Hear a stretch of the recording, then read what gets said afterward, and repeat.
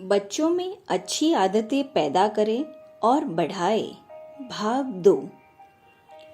बच्चों में सद्गुणों, उत्कृष्ट आदतों की प्रतिस्थापना के लिए स्वयं अभिभावकों को अपने आप में ही उनकी प्रतिस्थापना करना आवश्यक है।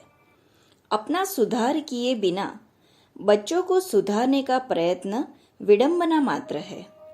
स्वयं बीड़ी पीते हुए बच्चों को धूम्रपान न करने का उपदेश देना क्या भूल नहीं है?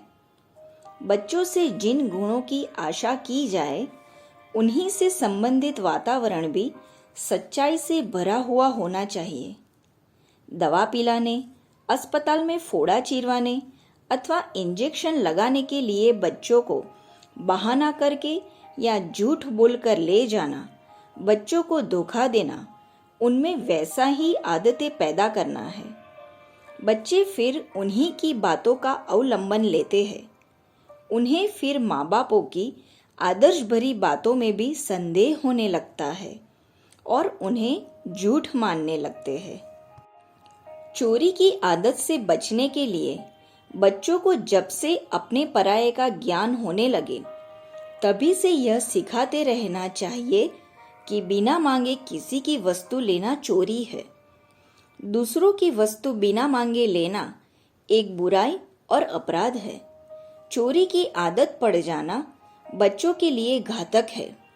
चोरी से दरअसल बच्चे की मनचाही इच्छाएं शीघ्र ही पूरी हो जाती है। माँ बाप की सतर्कता से बच्चों में चोरी की आदत घर नहीं करती। छोटी उम्र से ही बच्चों में कोमल भावनाओं का विकास करना चाहिए। बच्चों में सहभावना, सबके हित का ध्यान रखने की वृत्ति पैदा करना माँ बाप के ऊपर ही है। जो माँ बाप दूसरों तथा अपने बच्चों के बीच व्यवहार करते समय कोई भेदभाव नहीं रखते और न किसी तरह का दुराव छिपाव ही रखते हैं, वे बच्चे अपना ही नहीं, सबके अस्तित्व का एक साथ ध्यान रखते हैं। उनमें भेदभाव करने की भावना नहीं रहती। बच्चों में अनुकरण करने की महत्वपूर्ण प्रवृत्ति होती है।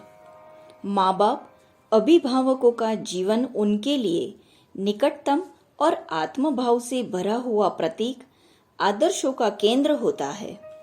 इस तरह माँ बाप के ऊपर ही बच्चों के निर्माण का महत्वपूर्ण उत्तरदायित्व है।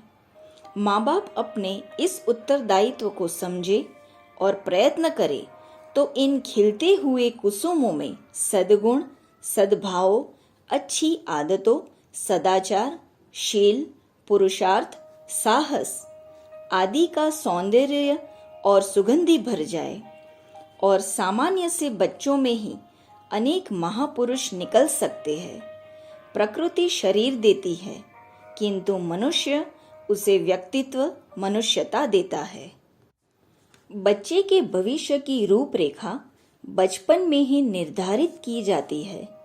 अतः छोटी छोटी बातों की जानकारी बचपन से ही उसे दी जानी चाहिए। हम जिन्हें छोटी बातें कहकर टाल देते हैं, उनका बच्चों के जीवन में बहुत महत्व होता है। हम बच्चों को ना समझते हैं, किंतु बच्चा हमारी हर गतिविधि को समझता है। बच्चा कुछ करता है तो माँ उसे डांट देती है। खाने पीने, पहनने ओढ़ने, खेलने की सभी चीजों के लिए बालक हट करता है। बच्चा यदि कपड़े के सूटकेस के पास जाकर कहता है कि मैं तो वही शर्ट पहनूंगा, तो माँ कह देती है कि वह तो बंदर ले गया। लेकिन बच्चा जानता है कि वह शर्ट इस सूटकेस के अंदर ही है, इसलिए वह रोता चिल्लाता है। माँ उसे डांटती और मारती है, किंतु कुछ देर बाद बच्चे को रुलाने चिल्लाने के बाद वह चीज माँ उसे दे देती है। इसे बच्चा जान लेता है। वह हर चीज के लिए जिद करता है, क्योंकि उसे मालूम है कि वह चीज उसे मिल ही जाएगी। ऐसी बातें अधिकांश घरों में पाई जाती है, जिसका परिणाम यह होता है कि बच्चे के हृदय में अपने माता पिता के प्रति सम्मान की भावना कम हो जाती है। उन्हें ऐसा लगता है कि ये तो झूठ बोलते हैं। बच्चे समझ जाते हैं कि उनके रोने चिल्लाने से उनकी चीज उन्हें मिल जाएगी, इसलिए वे हर समय ही इसी तरह जिद करते हैं और माता पिता को उनकी बात माननी पड़ती है। 2-3 वर्ष तक बच्चों की इच्छाएं सीमित होती है, किंतु बालक ज्यों ही 4-5 वर्ष का होता है तो उसकी इच्छाएं भी बढ़ जाती हैं। किसी भी वस्तु को देखकर बालक उसे मांगता है।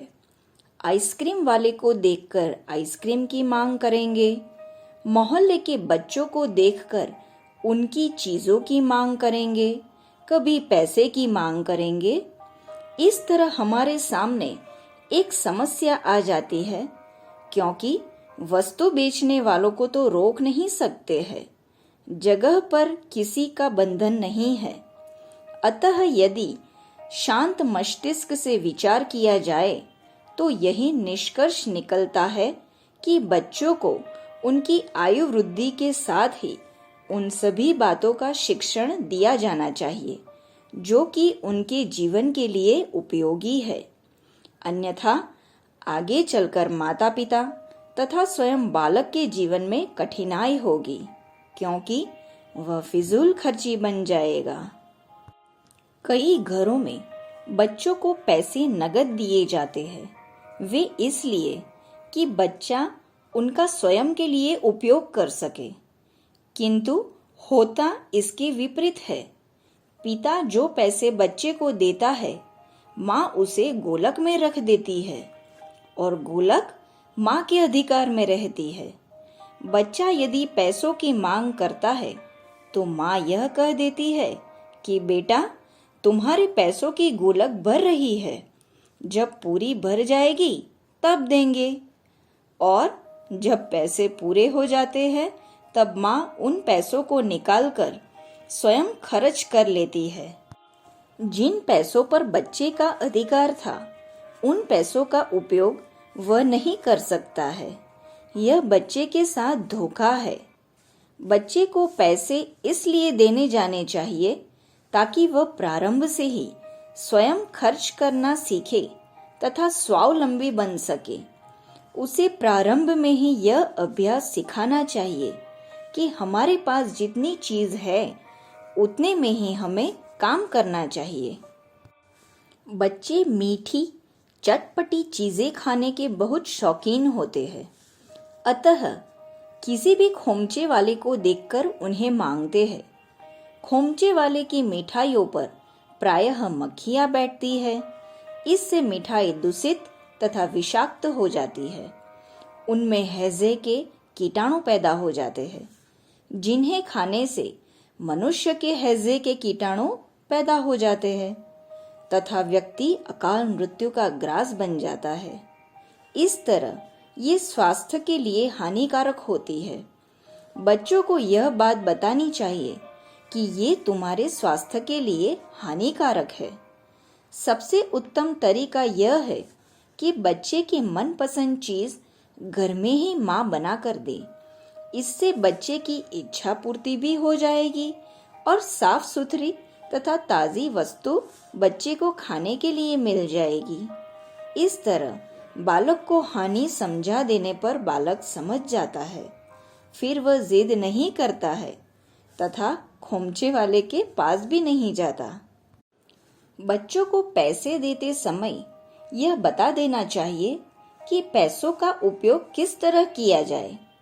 बच्चों को एक निश्चित योजना समझा देनी चाहिए कि इस बार पैसे इकट्ठे होने पर अमुक वस्तु खरीद लेना तथा अगली बार दूसरी चीज खरीद लेना। इससे बच्चों को प्रसन्नता भी होती है तथा उन्हें प्रोत्साहन भी मिलता है। प्रारंभ में बालक में इन आदतों को डालने में परेशानी होती है, क्योंकि पड़ोस के बच्चों को जब बालक दिन भर खर्च करते देखता है तो उसका मन भी होता है कि वह भी खर्च करे, इसलिए माता पिता के सामने जिद करता है। किंतु इस कठिनाई को आराम से हल किया जा सकता है। उसके लिए हमें बचपन से ही बच्चों को जरा जरा सी बातों के बारे में शिक्षण देना चाहिए, तो आगे चलकर हमें इस कार्य में परेशानी नहीं होगी। बच्चे बड़े जिज्ञासु प्रकृति के होते हैं। आस पड़ोस के बच्चे जब एक बालक को इस तरह का कार्य करते देखते हैं तो उन पर भी इन बातों का प्रभाव पड़ता है और वे भी वैसे ही आचरण करने लगते हैं। इस कार्य में महिलाओं से हमें बहुत अधिक सहायता मिल सकती है, क्योंकि उनकी स्वाभाविक आदत होती है कि इकट्ठी होकर या तो सास की बुराई करती है या फिर बच्चों की शिकायत। यदि वे इस समय को व्यर्थ की बातों में न गंवाकर उस समय का सदुपयोग करें और बच्चों के भविष्य के विषय में एक निश्चित प्रोग्राम बना ले, तो इससे उन्हें भी लाभ होगा तथा बच्चे भी उससे खुश रहेंगे और माता पिता की परेशानी भी हल हो जाएगी। खाने पीने संबंधी आदतों के साथ साथ बच्चों को कपड़े पहनने संबंधी जानकारी देनी चाहिए। उन्हें बताना चाहिए कि कौन से वस्त्र तुम्हें कब पहनने चाहिए। इसके लिए हमें 2 अलमारी ऐसी तैयार करनी चाहिए जिनमें बच्चों के कपड़े 2 प्रकार से रखे जा सके।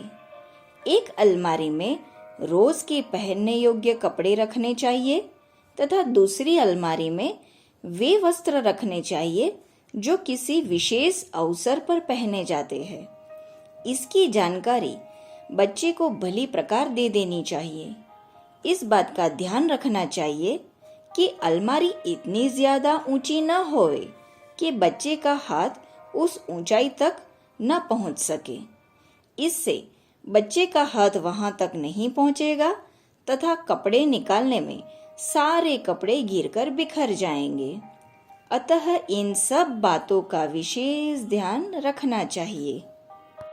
संदर्भ: बच्चों के शासक नहीं, सहायक बने। लेखिका भगवती देवी शर्मा। धन्यवाद।